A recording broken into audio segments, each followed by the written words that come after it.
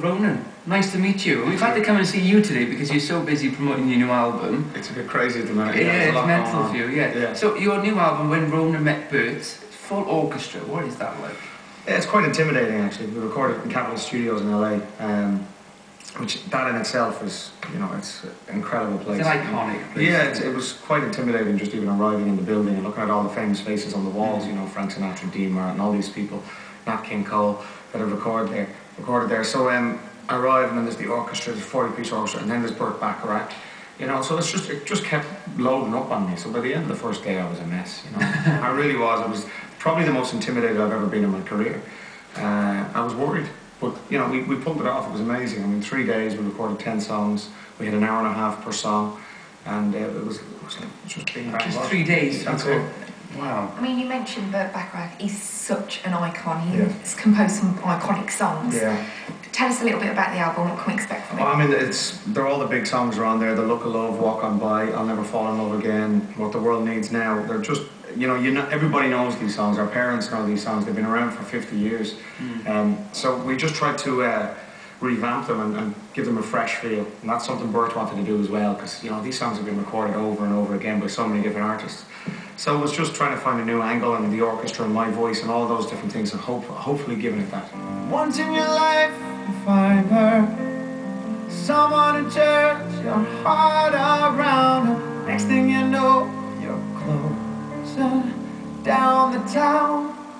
Some people find it easier to do a cover because lots of people say it's a cop-out doing covers, but the pressure of doing these iconic songs must be huge. This would be tougher than recording an original song, because, you know, everyone knows these songs so well. So you're trying to give it a fresh slant and you know, do it better than Dionne Warwick, which, come on, it's not easy, you know. That's not easy at all. So this is far more difficult than recording, you know, a brand new song, definitely. Creating that new song is obviously more difficult than recording a cover, but yeah, it's a different thing. Yeah, absolutely. And you've recently been on tour. How did you find that? Just finished the tour with the boys. It was amazing. We had a great time. Probably the best reviews we ever had on a tour, ever, which is, you know, surprising.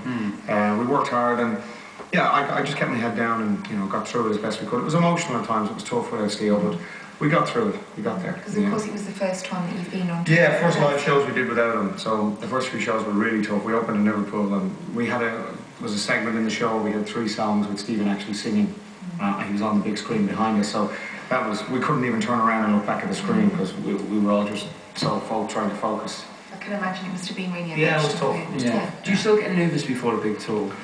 I get nervous for other reasons than what people think. I get nervous that, you know, the show doesn't feel like a show, the audience aren't entertained, you know, those things, rather than actually just going out and doing it, because I just do that, I love it, and that's what I feel.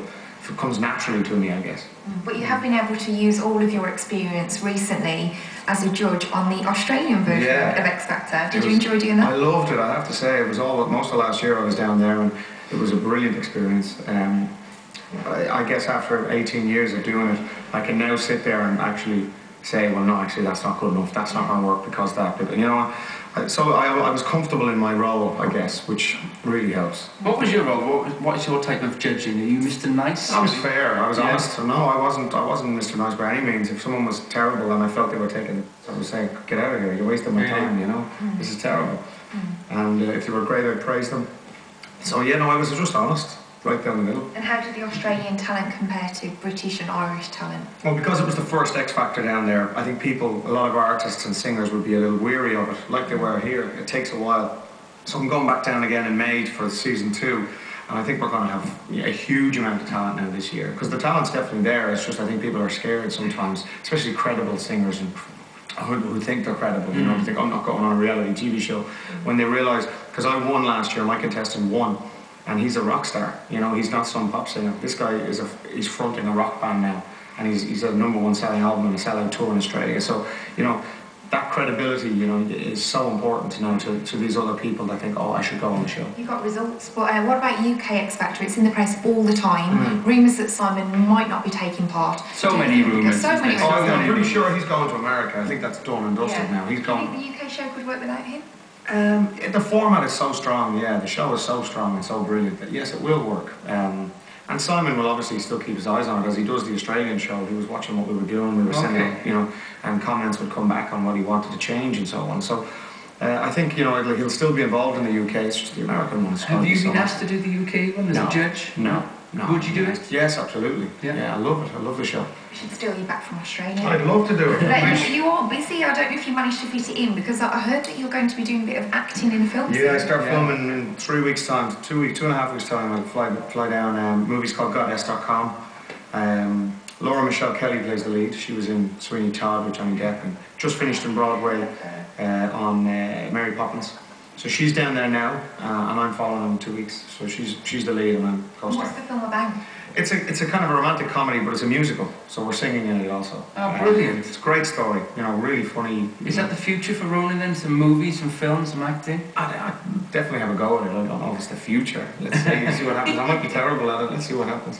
You think you can do a bit of both, really? And Yeah, just so. very quickly, one of the things that you're also going to be talking about today is the charity work you're involved with.